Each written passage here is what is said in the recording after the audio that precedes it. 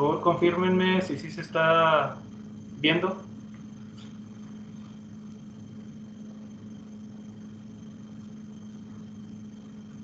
Yo aún no la veo, profe.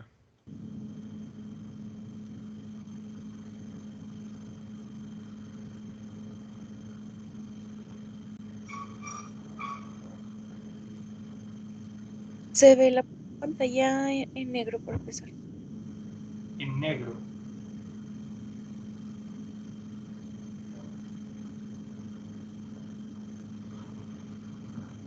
Sí, bueno, al menos conmigo. Ajá. También conmigo. A mí también me pasa eso, profe. Ok, a ver, déjenme descomparto e intento compartir otra vez. Pantalla, pantalla, pantalla.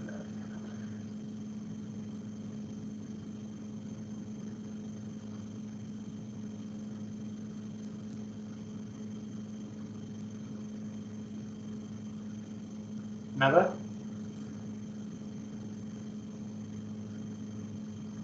No, profe. Oh, rayos. No contábamos con la astucia del internet. A ver, vamos a cambiar resolución de pantalla, a ver si en algo nos ayuda eso.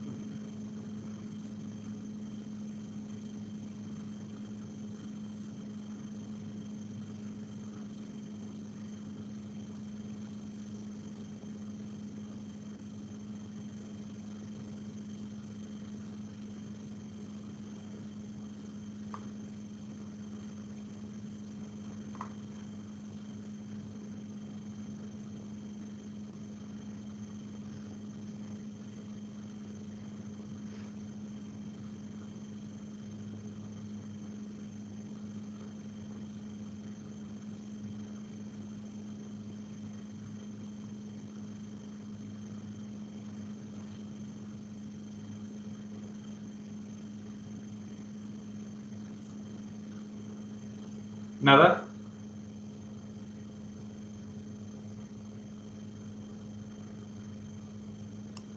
No. No. Ah, qué diantre. Tal vez quitando la cámara, profe. A ver, vamos a ver.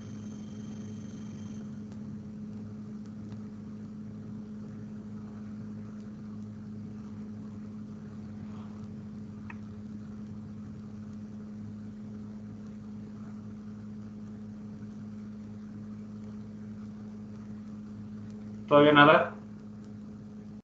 No, profe. Ah, qué cosas.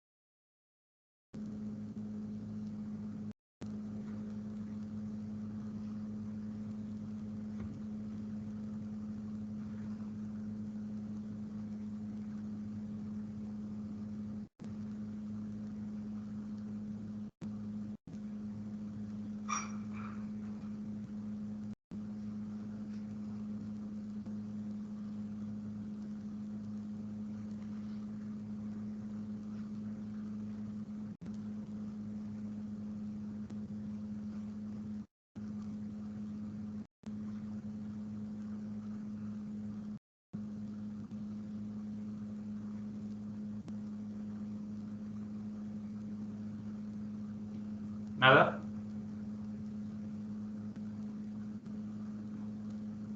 No, No, profe. profe, sigue negro. Ah, qué cosa. Déjenme reinicio el Teams. No voy a hacer que sea un error de eso. Permítanme.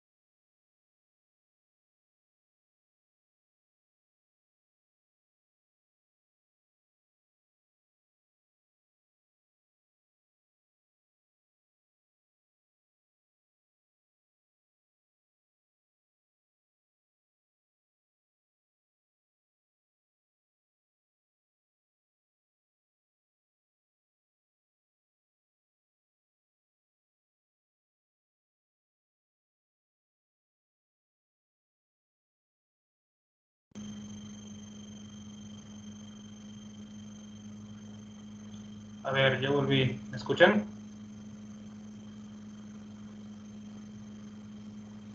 Sí, profe. Otra vez, intentemos compartir.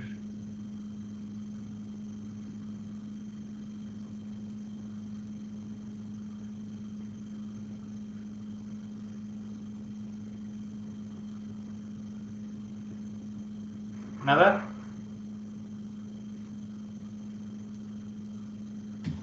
Todavía no, profe. No, profe, todavía no.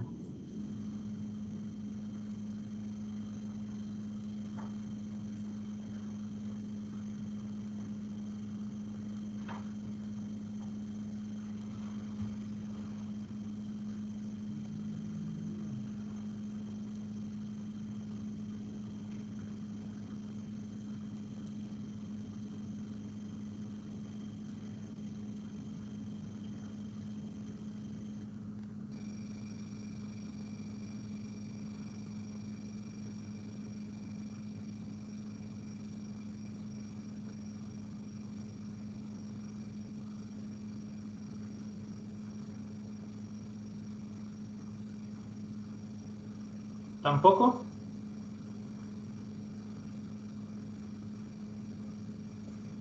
No, profe, negro. Digo, porque ahora en vez de compartir la pantalla, compartí directamente el puro PDF, la pura aplicación. Ok, si no funciona reiniciando Teams, déjenme reinicio la computadora. Entonces, espérenme un poquito, por favor. Oiga, profe, Dígame. bueno, no sé, lo que pasa es que ese problema ya se viene arrastrando. De hecho, me ha tocado, bueno, nos ha tocado que algunos profesores van a compartir ahí a la UPIS y Ajá. normalmente sí se miran ellos, pero no lo que comparten nunca. O Entonces sea, no creo que sea su computadora. no cree que sea la compu. No. Ah, que la cuestión. Entonces, bueno, hay una propuesta que tengo, no sé, es una sola idea. Pásale la diapositiva a alguien y alguien que comparta y ya. No Vamos, hacerlo. ahí está en el grupo, alguien descárguela y compártala, porfa.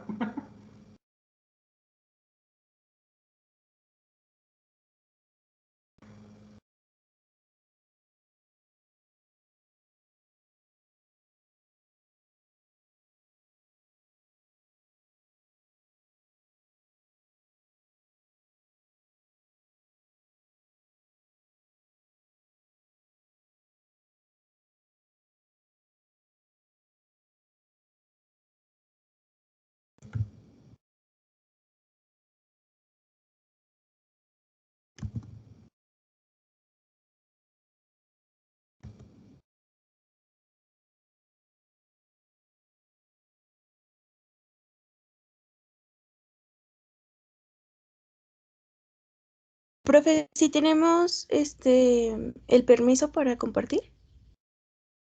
Nunca he puesto restricciones de permisos.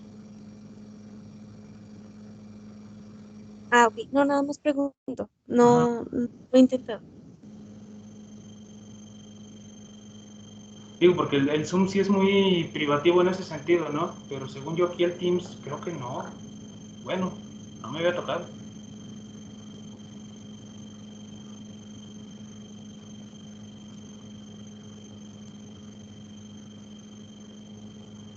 Se ve, digo, yo lo veo. ¿Lo vemos todos?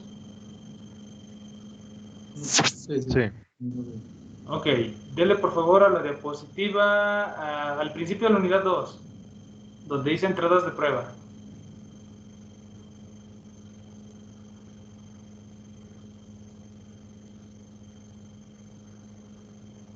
Ahí mero.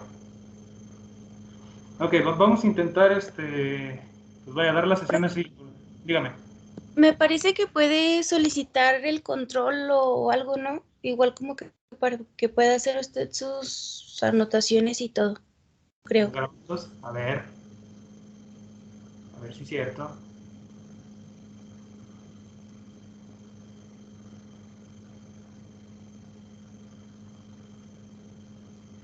Oh, qué chido. Bueno, está medio, ¿cómo dice? Medio lento el asunto, pero ahí se ve el cursor, ¿no? Ahí me veo yo la burbujita.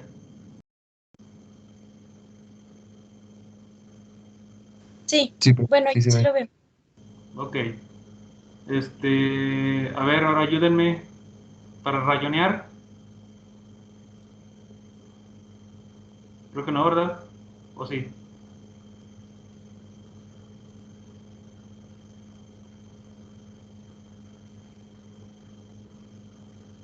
Así le damos. Nada más les señalo por dónde va el asunto. Bien, entonces vamos a comenzar esta unidad 2. Ya después de todo el preámbulo, de toda la introducción acerca de, pues vaya, de los sistemas de control, toda la parte del álgebra de bloques, el ir entrando a lo que eran las funciones de transferencia, todo el criterio de estabilidad que recuerden es muy importante en control clásico, vamos a enfocarnos al análisis de la respuesta temporal. Nosotros de alguna manera tenemos que conocer que si a un sistema le llega una señal, pues ese sistema tiene que reaccionar de cierta manera, de tal forma que pues vamos a tener cierta salida, y es lo que a nosotros nos interesa. Con base en la salida, determinar con qué tipo de sistema estamos trabajando, y a la vez, pues vaya, queremos que el sistema haga algo, porque recordemos nuestras variables deseadas, o bien lo que nosotros queremos controlar, pues tiene que estar a la salida de estos sistemas. Entonces, toda la parte de la función de transferencia, toda la parte del análisis de sistemas, pues precisamente parte de esa premisa, de que si nosotros damos una señal de entrada a ese sistema, pues vamos a obtener una señal de salida. Entonces, para nosotros precisamente probar ese sistema, ver cómo se va a comportar, nosotros vamos a utilizar ciertas entradas en específico que nos van a permitir resaltar ciertas cualidades o ciertas características de ese sistema. Esas entradas van a ser 4 principalmente.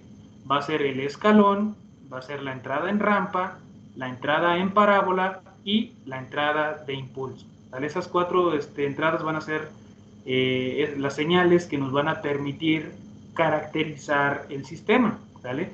Entonces, una vez que nosotros precisamente lo caracterizamos, recuerden que parte del modelado es tener un modelo matemático que me describa el comportamiento de ese sistema. Entonces, con esas señales de prueba, con esas señales de entrada, pues yo puedo precisamente darme una idea de cuál va a ser su comportamiento, y por ende, pues puedo obtener un modelo matemático, ¿vale? Entonces, vamos a ver en qué casos utilizar cada una de esas señales. Miren, aquí en este primer punto nos dice, si un sistema está sujeto a perturbaciones repentinas, entonces es bueno utilizar una señal en escalón. La señal en escalón, ustedes, digamos, tienen un sistema prendido, apagado, perdón, y de pronto lo encienden. Ese sería un escalón, ¿sale? Entonces, la idea es precisamente mantener una entrada constante, un valor fijo, y estar viendo cómo le lleguen las perturbaciones a ese sistema y ver si es capaz de mantenerse o de regresar a donde yo lo tenía. Para eso serviría una entrada en escalón, tener un valor fijo en esa entrada, ¿sale? Ahora, que si son sistemas que van a ir cambiando de forma gradual, es decir, van a ir aumentando, pues vaya, de poco a poco, entonces ahí es viable o es bueno utilizar como función de entrada una rampa, ¿vale? Precisamente esa rampa pues también tiene una evolución constante, tiene una pendiente, va aumentando gradualmente su valor. Entonces pues queremos que el sistema pues también mantenga esa evolución constante, ¿sale? Y si llega una perturbación, es decir, algo que de repente me modifique por ahí el valor de la temperatura, digo, de la variable, pues entonces, pues que se vuelva a pegar otra vez a esa rampa que yo le estoy poniendo de entrada.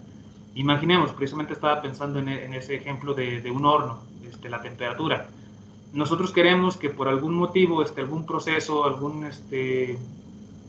sí, pues vaya, vamos a ir a un horno, queremos hacer un pastel, y queremos que la temperatura suba gradualmente, no sé, desde 0 a 100 grados, pero en un lapso de 10 minutos, porque así lo marca la receta, pues entonces precisamente nuestra entrada de prueba es una rampa que esté, ¿cómo dice?, elevando la temperatura en esa razón de cambio. Pero si por algún motivo llega nuestra tía y abre el horno para ver qué estamos horneando, pues entonces eso es una perturbación, ¿sale? Porque en ese momento hay un intercambio de calor del interior hacia el exterior del horno, entonces, pues obviamente la temperatura interna va a cambiar, va a sufrir ahí, pues vaya, una variación. Entonces, pues yo sigo manteniendo la entrada para forzar a que el sistema otra vez se regrese a esa rampa que le estaba dando en la entrada. Entonces, si es un sistema que va evolucionando de forma gradual, nos conviene utilizar una rampa. Por otro lado, si nosotros tenemos un sistema que está sujeto a entradas de choque, es decir, cambios muy abruptos en su, pues imagínense un carro, un vehículo que va en una carretera y de repente se atraviesa un bache o de repente sale un tope fantasma, pues esas son, pues vaya, entradas o perturbaciones de choque. Entonces, nosotros antes de echar ese carro a carretera, por ejemplo, pues le ponemos una función impulso precisamente en los amortiguadores, en todo el sistema de suspensión, para ver cómo se va a comportar ese vehículo, ¿sale? Entonces, esa sería, como les menciono, una entrada que permita caracterizar ese sistema para ver cómo va a responder ante esos, pues digamos, imprevistos, hacia esas perturbaciones bastante bruscas y bastante rápidas, ¿sale? Entonces, como les mencionaba, el usar esas señales de prueba nos va a permitir conocer el comportamiento de esos sistemas o de varios sistemas, teniendo, digamos, como un conjunto pues precisamente de entradas, ¿no? Es decir, ustedes con estas 4 entradas de prueba pueden caracterizar a todos los sistemas. Vamos a suponer, vamos a regresar a este ejemplo del vehículo y del sistema de suspensión.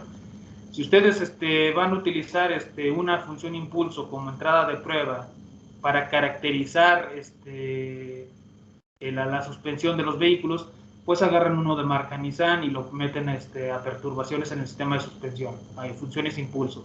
Agarran uno de la Ford, agarran uno de Kia, agarran uno de Dodge, o sea, al final de cuentas ustedes pueden caracterizar todo un universo de vehículos con una sola entrada de prueba y es la misma para todos. Entonces, si se fijan, permiten hasta cierto punto homologar estas pruebas y por ende pues conocer el comportamiento o caracterizar a estos sistemas, ¿vale?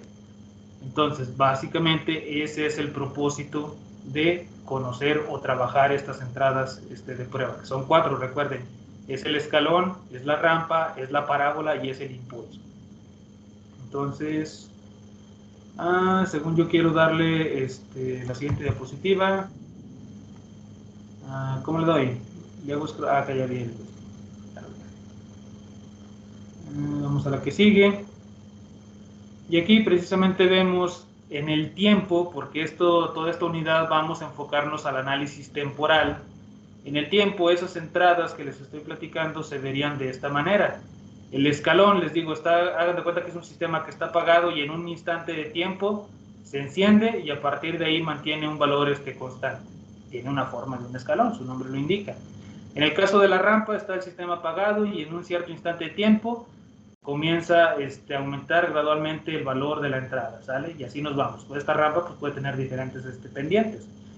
En el caso de la parábola, igual, en un instante de tiempo se activa la parábola y entonces haya esa función, ¿no? O sea, tendría esa entrada. Sería un aumento, pero no sería gradual, sino ya sería más, pues les voy a decir la palabra, sería más acelerado, ¿sale? Técnicamente esa es la definición de una parábola. Y en el caso del impulso, es un pulso que se da en un instante de tiempo, llega a su valor máximo y prácticamente en el mismo instante de tiempo regresa a cero y se queda ahí, ¿sale? Es un golpe. Entonces, técnicamente estas serían las entradas de prueba de las que estábamos platicando y les digo, van a ser bastante útiles para pues caracterizar a estos sistemas. Ahora, cuando ustedes ponen esas señales de entrada, esas entradas de prueba en sus sistemas, ya vimos que eso afecta directamente a la salida. ¿Por qué? Porque los sistemas internamente tienen un comportamiento que nosotros describimos a través de una función de transferencia.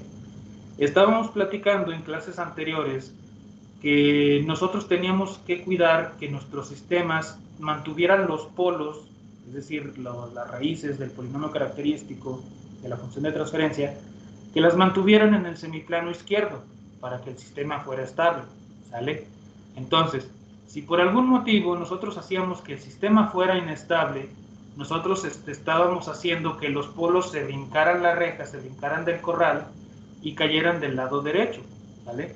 Entonces, eso de los polos lo vimos así como que muy por encima cuando estábamos viendo la parte del criterio de estabilidad de Routh-Hurwitz para darnos un norte de dónde pudiéramos poner las ganancias de un controlador, ¿vale?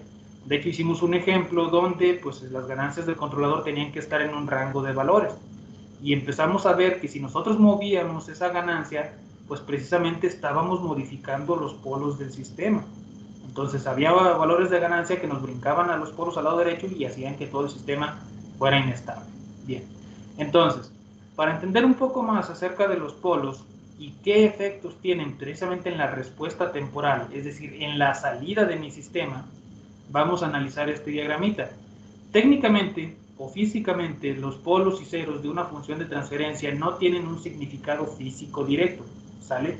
Es decir, no voy a decir, si los polos están en este punto, la velocidad vale tanto, ¿no? La velocidad es algo físico, ¿sale?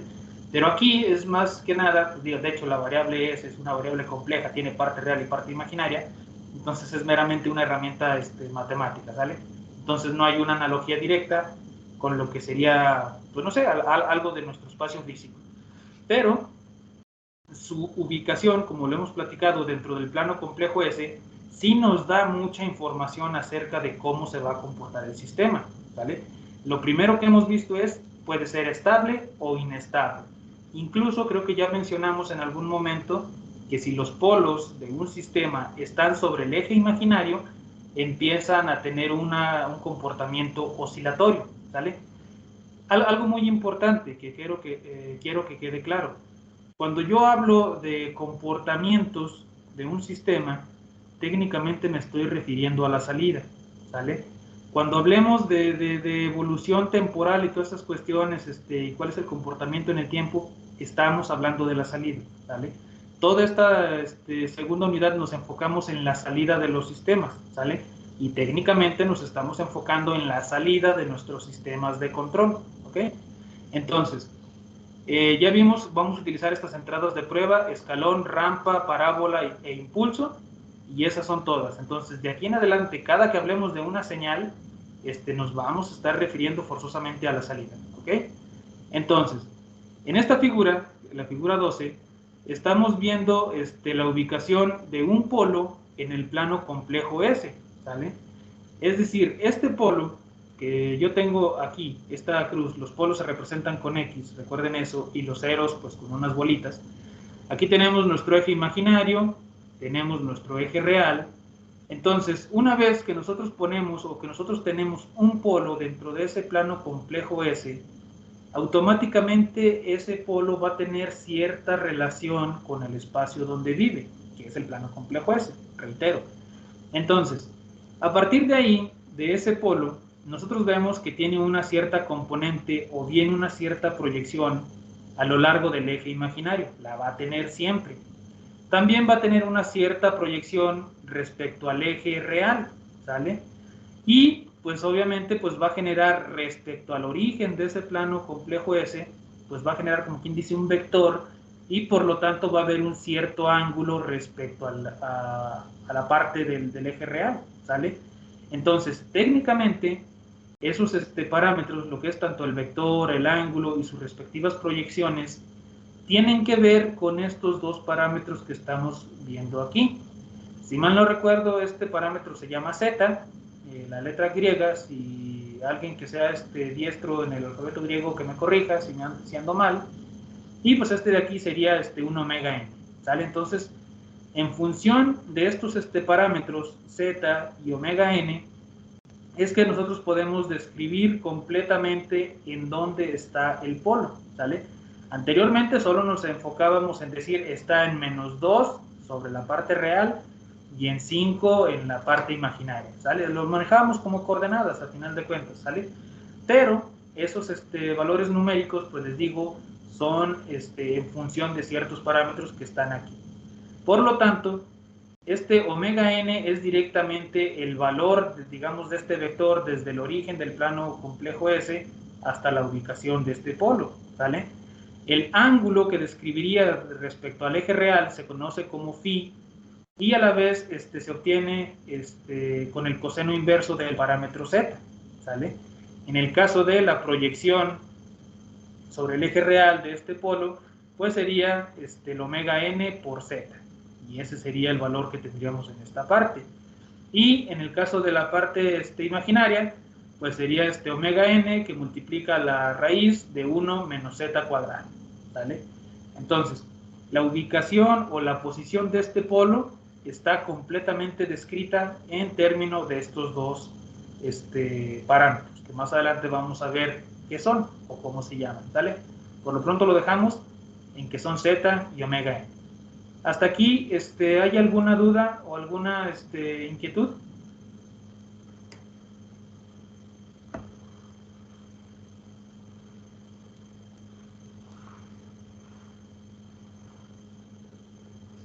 No, profe, todo bien. Muy bien. Entonces, vamos a lo que sigue.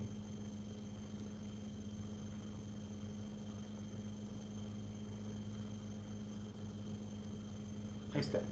De manera muy general, ¿vale? Esto lo digo, vamos a ir profundizando según vayamos avanzando. Ahorita vamos en la parte, digamos, general. Estas 4 gráficas que nosotros vemos en pantalla son técnicamente los 4 comportamientos que nosotros podemos tener a la salida de nuestros sistemas de control, ¿vale? El primero, ya lo habíamos de alguna manera visto pues en ejemplos anteriores, en la unidad anterior, es el oscilatorio, ¿vale? Esto sucede cuando tenemos precisamente polos que están encima del eje imaginario, ¿vale? Por ejemplo, esta gráfica yo la obtengo colocando dos polos casi que prácticamente en 0 y en más o menos 2.87J, ¿sale? Si yo tuviera un sistema que tenga dos polos así muy cercanos al eje imaginario, la salida de mi sistema tendría este comportamiento, estaría oscilando, ¿sale? Otro comportamiento que ustedes van a ver mucho en sus sistemas, en sus sistemas de control, va a ser el subamortiguado, ¿sale? Se obtiene, si por ejemplo, si yo tuviera igual dos polos que están en menos 0.75 sobre el eje real y en más menos 2.75 sobre el eje J, ¿vale? Es decir, espero se alcance a ver el movimiento que hace la burbujita. Recordemos, está el eje real, está el eje vertical de los imaginarios. Entonces estoy, no sé, en un punto sobre el eje real, pero los dos polos están así, haciendo, digamos, espejo con el eje real, ¿sale? Entonces, ese comportamiento subamortiguado se pasa de un cierto valor y luego después empieza a decaer, ¿no? Sería, digamos, como el movimiento que hace una piedra, no la piedra, sino más bien el agua cuando le cae una piedra, ¿vale? Sale primero una ola grande y después ya siguen olas más pequeñitas, ¿vale? Entonces ese sería un comportamiento subamortiguado. El siguiente sería un comportamiento críticamente amortiguado, y en ese caso, esta gráfica, por ejemplo, se obtiene de tener dos polos con parte real en menos 2.5 y parte imaginaria en más menos 1.38, ¿vale? Aquí lo que quiero que vean en el críticamente amortiguado es que en esta primera parte hay como una curvita hacia arriba, hay una pequeña curva, como si a este sistema, no sé, le costara levantarse, ¿sale? Y después la curva cambia de sentido.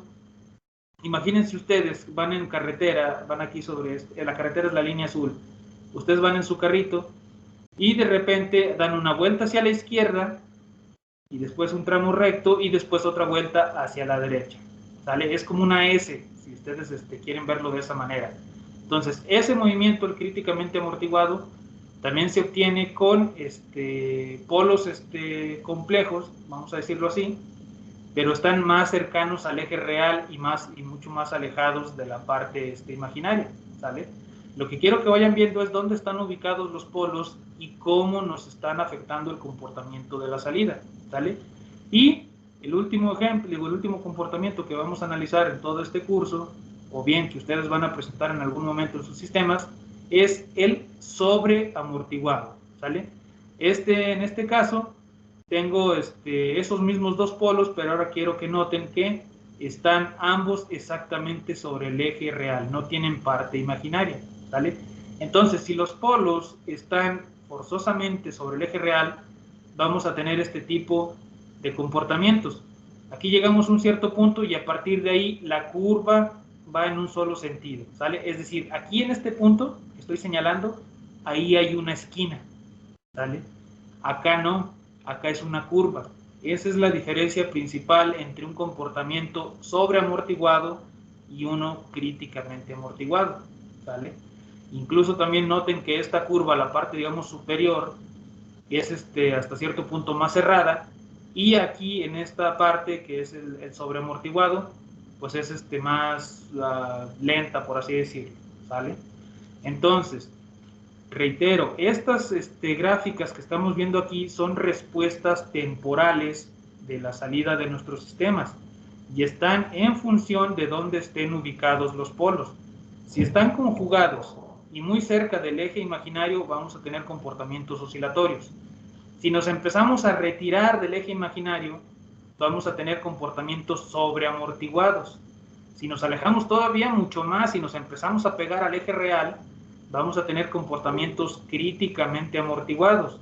Y si estamos completamente sobre el eje real, sin parte imaginaria, pues entonces vamos a tener el comportamiento sobreamortiguado. ¿Dudas hasta aquí?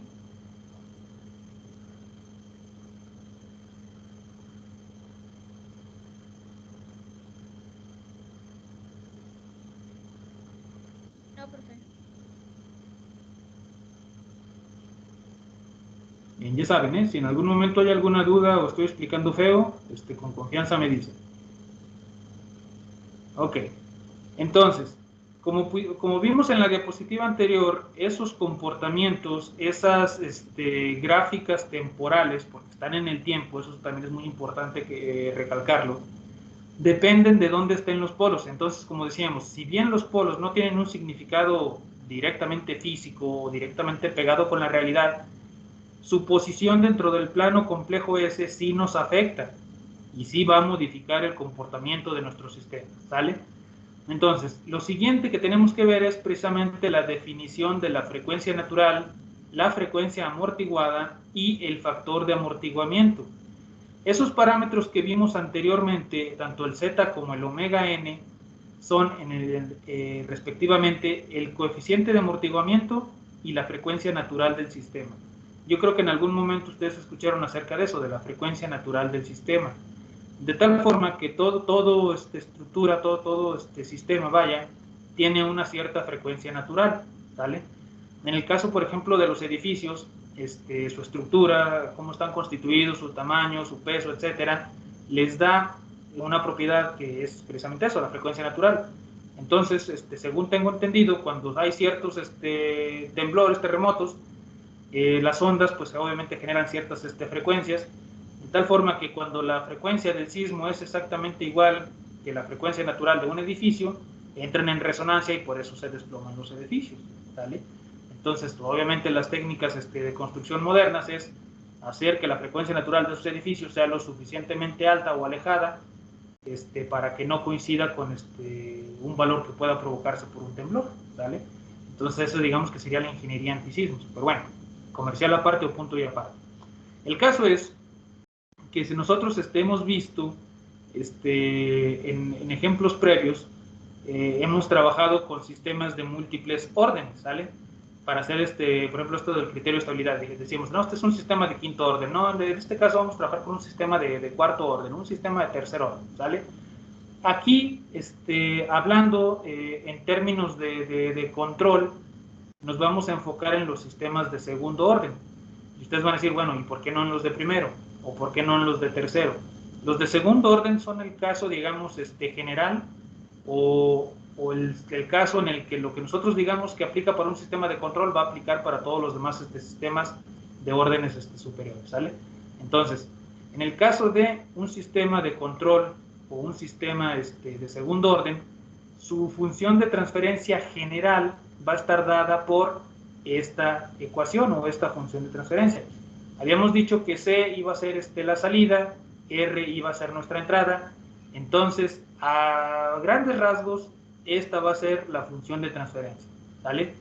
Vamos a tener una ganancia natural, es decir, todos los sistemas tienen una ganancia natural, porque es decir, responden a la señal de entrada. Entonces, en algunos casos la amplifican, en otros casos la disminuyen, pero al final de cuentas la salida siempre va a estar en función de la entrada. Entonces va a haber una ganancia natural, que es este término K subíndice E. Después vamos a tener en la parte superior un valor numérico, que va a ser la frecuencia natural de ese sistema al cuadrado, y abajo el polinomio de segundo orden va a tener una estructura de esta forma. Vamos a tener una S al cuadrado, y después un valor numérico por S, y después otro valor numérico por S a la 0. En el caso de este valor numérico por S a la 0, es otra vez la frecuencia natural al cuadrado, y esto que esté multiplicando a S va a ser una combinación de 2 veces el coeficiente de amortiguamiento por la frecuencia natural del sistema, ¿sale? 2z omega n por S, ¿sale? Esto es la fórmula general para un sistema de segundo orden. Entonces, no importa los valores que ustedes pongan por aquí, nosotros los vamos a poder descomponer en estos términos, ¿sale?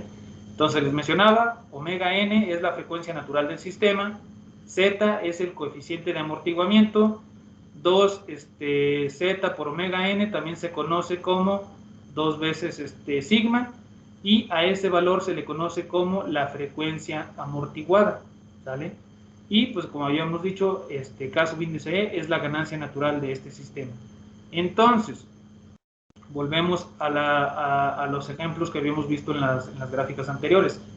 Esos comportamientos habíamos dicho que estaban en función de la ubicación de los polos en el plano complejo S.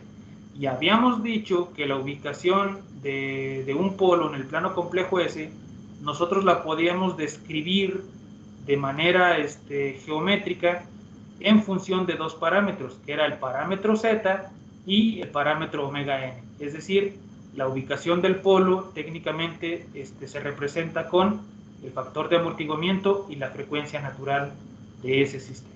Entonces, para expresarlo de una manera más clara, si nosotros tenemos un coeficiente de amortiguamiento mayor a 1, entonces automáticamente, es más, ustedes ven aquí, hacen esta función de transferencia, tienen la función de transferencia, la desmenuzan para que quede de esta forma, y ustedes en el momento que vean qué valor tiene el coeficiente de amortiguamiento, en ese momento ustedes van a saber qué tipo de comportamiento van a tener a la salida sin necesidad de graficarlo. Si ustedes ven que el coeficiente de amortiguamiento Z es mayor a 1, van a tener un coeficiente sobreamortiguado, ¿vale? Cuando tenemos un coeficiente sobreamortiguado, recuerden, es una esquinita abajo y la curva hacia la, digamos, hacia la derecha, ¿vale? Ese sería el coeficiente sobreamortiguado. Cuando hablamos de un comportamiento críticamente amortiguado, nos referimos a que el coeficiente de amortiguamiento Z es prácticamente igual a 1, ¿vale? Anda ahí rondando el 1. Y ese comportamiento críticamente amortiguado es cuando teníamos curvita abajo hacia la izquierda y después curva arriba hacia la derecha, o una forma de S, ¿sale? Si el coeficiente de amortiguamiento está entre 0 y 1, entonces vamos a tener un comportamiento subamortiguado. El subamortiguado era cuando se pasaba y hacía como olas grandes y luego olas más chiquitas, ¿sale? Y si el coeficiente de amortiguamiento anda muy cercano a 0, o es prácticamente 0, entonces ya valió, vamos a tener un comportamiento oscilatorio, ¿sale? Pregunta, ¿si alcanzan a visualizar, si alcanzan a comprender toda esta relación de estos tres, digamos, enfoques? Lo que es la ubicación de los polos en el plano complejo S, qué relación tiene con la salida temporal de este sistema, y a la vez la salida temporal, qué relación tiene con el coeficiente de amortiguamiento.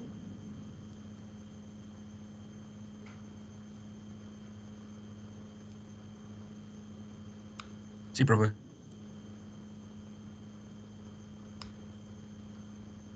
Bien. Entonces, si vamos bien, qué bueno, ¿vale? Y si no, recuerden, hay que repasar todos estos conceptos porque los estamos viendo, digamos, la parte simple, la parte raspando la superficie, y conforme vayamos avanzando, pues nos vamos a enfangar o a meter en este pantano, y si desde un principio no agarramos aire, pues ya valió, nos vamos a ahogar a media unidad. Entonces vamos a la diapositiva que sigue. Gracias. ¿Y por qué les decía esta parte de concentrarnos o enfocarnos en un sistema de segundo orden? Porque a final de cuentas, con esto de los polos, con esto del plano complejo S, a pesar de que ustedes tengan un sistema de noveno orden, es decir, tengan 9 polos puestos ahí en el plano complejo S, hay un concepto que se llama polos dominantes, de tal forma que los polos que estén más pegados al eje imaginario van a ser los que van a determinar el comportamiento de mi sistema. Y de hecho ya lo habíamos visto esa parte, nada más que nos faltaba darle la formalidad. Habíamos visto, creo que por ahí, un ejemplo que teníamos 5 polos, habíamos hecho un criterio de estabilidad para un sistema de quinto orden, donde pues teníamos 5 polos en el plano complejo S, y con que de esos 5 uno se brincara al lado derecho, ya era inestable el sistema, ¿sale? No importara que 4 estuvieran del lado izquierdo, con uno que se brinque, el sistema es inestable. Entonces, no importa que nosotros tengamos 9 polos ahí del lado izquierdo, a final de cuentas los que estén más cerca del eje imaginario son los que van a determinar el comportamiento de todo mi sistema, ¿sale? Entonces, si ustedes tienen 9 polos, con los 2 que estén más cercanos al eje imaginario, con esos 2 ustedes pueden hacer un análisis para un sistema de segundo orden, ¿sale? Entonces, esos 2 polos que anden más cercanos al eje imaginario les van a determinar al menos 4 comportamientos: oscilatorio, sobreamortiguado, críticamente amortiguado y subamortiguado, ¿sale? Son los 4 comportamientos que vimos anteriormente. Entonces, así de simple. Si nosotros tenemos, no importa cuántos polos, los 2 que estén más cercanos al eje imaginario van a determinar el comportamiento de ese sistema. Y esos comportamientos básicamente son los 4 que vimos anteriormente, ¿sale? Dice aquí que en el caso de la respuesta temporal de la figura 13D, el polo dominante es el que está en S menos punto 56. ¿Nos podemos regresar a la diapositiva anterior, por favor? No es cierto, a la de las grafiquitas, perdón. Muchas gracias, señorita. Se fijan ahí en el inciso D, técnicamente yo tengo 2 polos, ¿sale? Pero de esos 2, uno está en menos 14 y el otro está en menos punto 56, es decir, el de menos punto 56 es el que está más cerca al eje imaginario. Entonces, de esos 2, el que me determina el comportamiento de ese sistema es ese, el de S a menos punto 56. ¿Se entiende esa parte?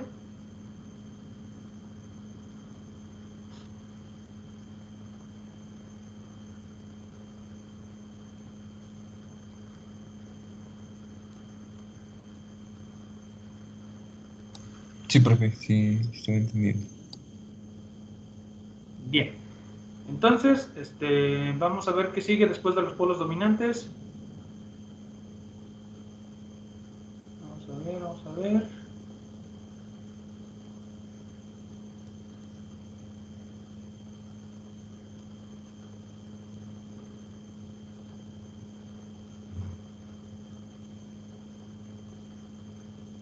Esta parte. Estábamos en las gráficas anteriores, en las 4 gráficas, con 2 polos, ¿sale? 2 polos puestos en diferentes posiciones, me daban 4 comportamientos básicos, ¿sale? En el caso del inciso D, que es el que acabamos de ver, habíamos dicho que teníamos 2 polos, uno en menos 14 y otro en menos punto 56, ¿sale? Entonces, técnicamente, de esos 2 polos, de ese sistema de segundo orden, un polo es el que me está determinando el comportamiento de mi sistema, ¿sale? Y nos dice que es un comportamiento sobreamortiguado, ¿sale?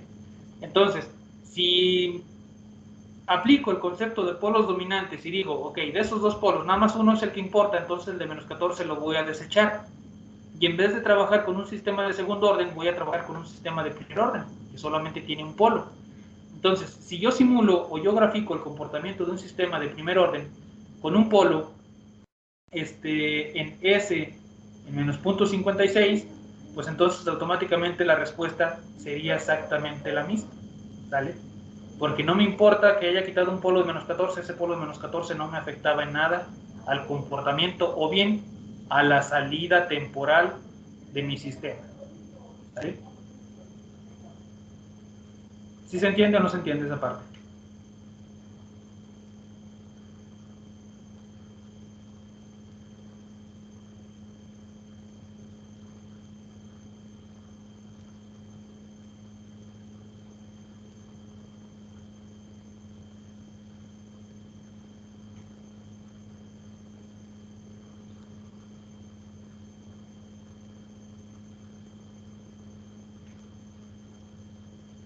Sí, profe, sí. Bien. Entonces, les digo, si ustedes tienen un sistema de noveno orden, agarran los dos polos que están más cerca del eje imaginario y con esos analizan su sistema como si fuera uno de segundo orden. Se olvidan de 7 polos. Obviamente, el comportamiento no va a ser idéntico, ¿vale? Porque estamos quitando información, pero sí el comportamiento va a ser muy similar a el de todos los 9 polos en conjunto, ¿vale? Eso es algo también importante, ¿vale? No estamos diciendo que despreciamos y ya todo va a ser exactamente igual, no, sí va a haber cambios, pero para cuestiones de análisis, para cuestiones de diseño de controladores, nos conviene tratar a los sistemas como si fueran de segundo orden, ¿vale? Entonces, dicho eso, no, yo creo que hasta aquí le dejamos, ¿sale? Porque esta parte de la respuesta transitoria, pues mejor después la vemos, en la siguiente sesión, ¿sale? Hasta aquí, ¿dudas, comentarios?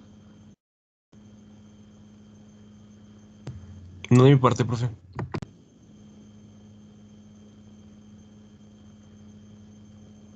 Muy bien. Ya saben, cualquier cosa, cualquier duda, correo, Teams o WhatsApp. Señorita, muchas gracias por apoyarnos con compartir la pantalla. Espero para la siguiente sesión ya tener resuelta esa parte y ver qué ondas, por qué no nos pueden compartir pantallas desde aquí. Entonces, cuídense mucho, hasta aquí le dejamos y pues ahí sigo a sus órdenes. Les agradezco su atención, su participación y cuídense mucho. Oiga, profe, Dígame. no podría haber, es que tengo una duda yo respecto a la tarea de ejercicios 1. A ver, ¿puede proyectar la ejercicios 1, señorita, de una vez, por favor?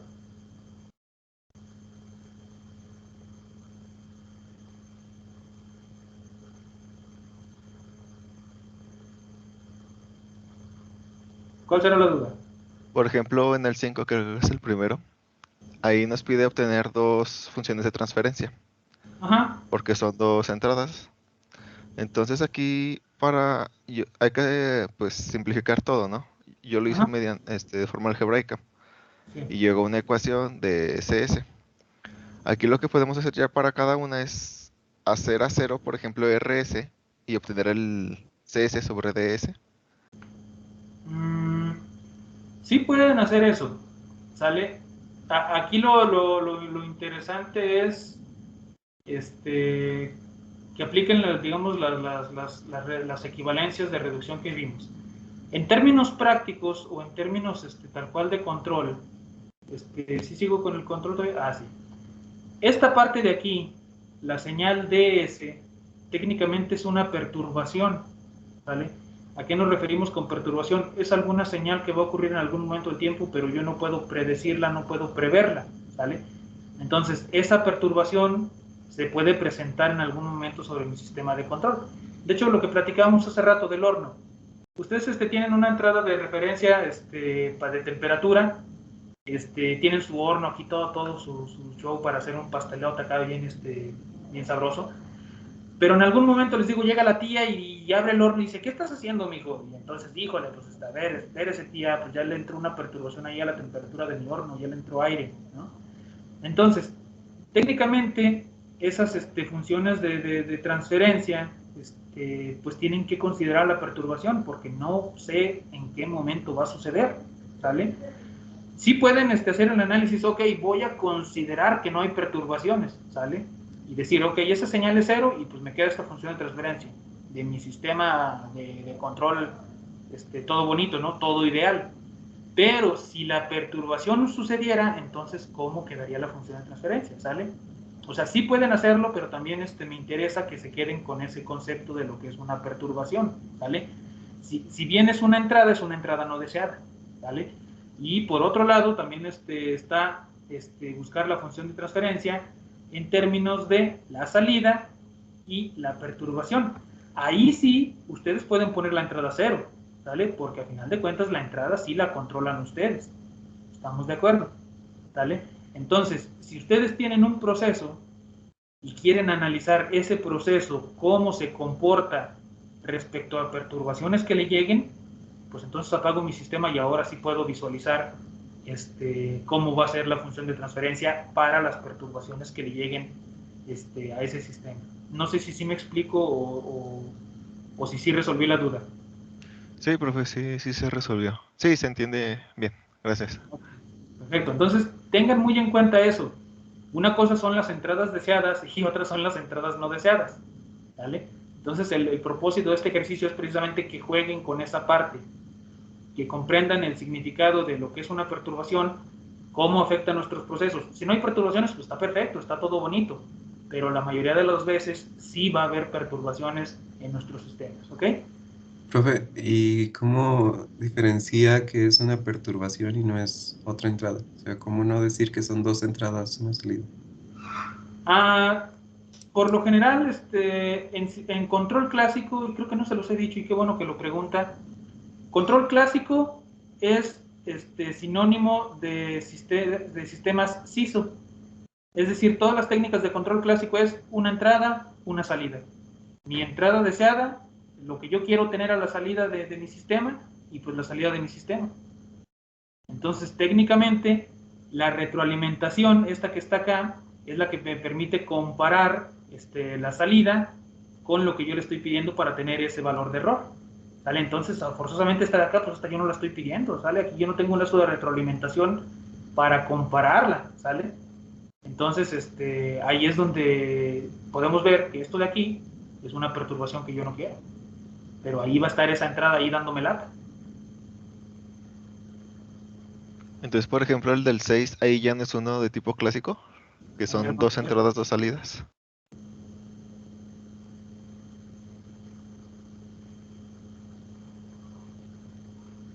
Sí y no. Por ejemplo, estas dos entradas, sí están retroalimentadas, están, se le nombra, ay, se me fue el término, acopladas, pero estas dos entradas sí las puede controlar el usuario. Técnicamente, esto que tienen ustedes aquí es el diagrama de un sistema de control de agua, o es decir, es la regadera del baño. Caudal de agua, temperatura del agua, o mejor dicho, caudal de agua en la salida 1, temperatura del agua en la salida 2, válvula de agua fría, válvula de agua caliente. Este sería el esquema de control para una regadera de baño.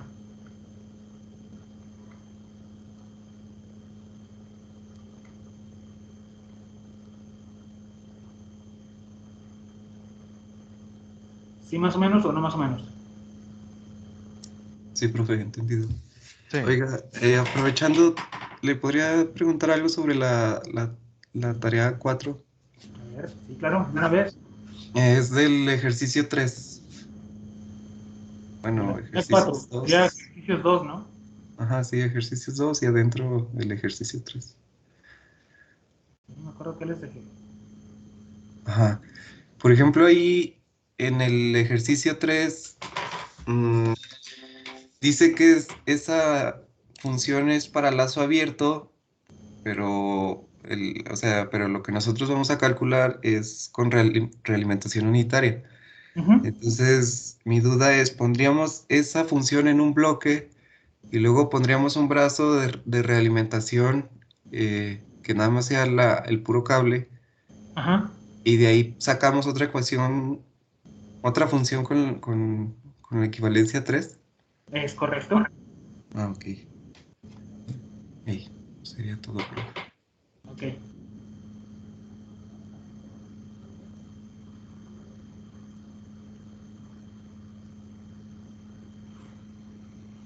¿Alguna otra duda?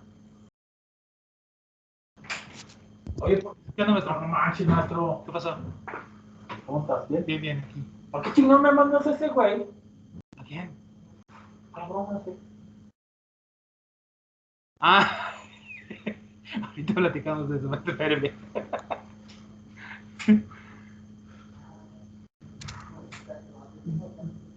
¿Dudas?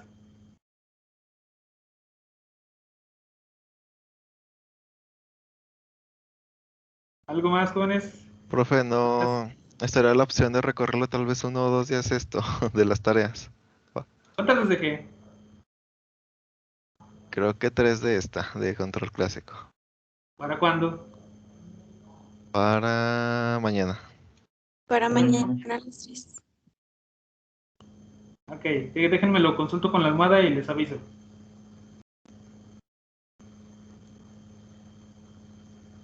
Muy bien.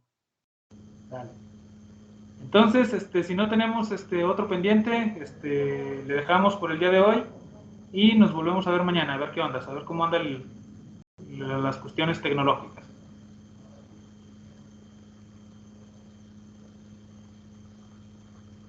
Ándale, profe. Gracias, profe. Muy bien, Dale, profe, cuídense gracias. mucho. Que estén muy bien. Muy bien, profe. Hasta luego. Gracias, profe. Hasta luego, gracias. Cuídense mucho.